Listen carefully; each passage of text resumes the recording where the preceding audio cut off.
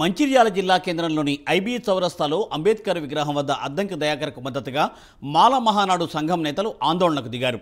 Addanki దయాకర్కు MLC ticket ఇవ్వాలని demand చేస్తూ నల్ల బ్యాడ్జీలు ధరించి నిరసన వ్యక్తం చేశారు.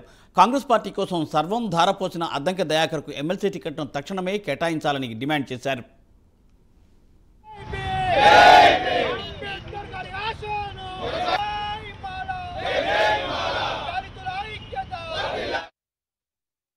ఉద్యమకారులు మాలల ఆశా జ్యోతి ఎస్సీ 59 ఉపకులాల దళితుల ఐక్యత కోసం ఎన్నో సంవత్సరాలుగా పోరాడుతున్నటువంటి అద్దంకి దయాకర్ గారికి గత అసెంబ్లీ ఎన్నికల్లో తీరని అన్యాయం జరిగింది.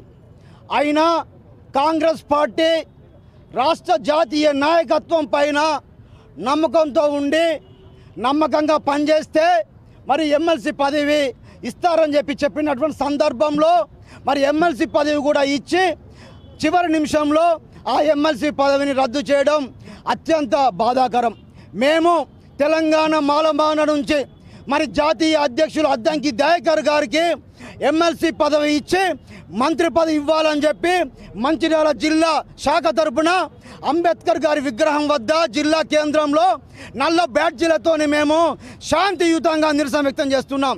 మేము రాష్ట్ర ముఖ్యమంత్రి గారికి ఒకటి వ్యక్తం చేస్తున్నాం. రేవంత్ రెడ్డి గారికి ఈ తెలంగాణ రాష్ట్రంలో ఈ కాంగ్రెస్ పార్టీలో అత్యంత నమ్మకంగా ఉన్న ఏకైక వ్యక్తి అద్దంకి దయాకర్ గారు. దళితులకు అన్యాయం జరుగుతుంది. స్వర్గీయ పివి రావు గారు ఎస్సీ 59 ఉపకులాలు ఐక్యంగా ఉంటేనే ఈ తెలంగాణ రాష్ట్రంలో కావచ్చు, ఉమ్మడి ఆంధ్రప్రదేశ్లో